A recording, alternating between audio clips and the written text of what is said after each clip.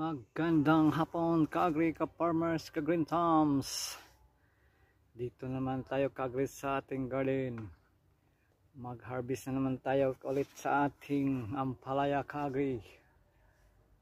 Okay, samahan niyo ako kaagri, mag-harvest muna tayo. Ito kaagri ako. Harvest. Pwede na ito kaagri.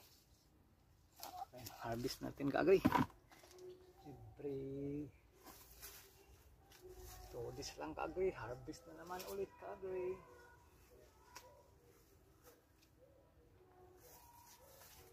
Ito kaagri oh. Grabe. Ayun pa dito kaagri.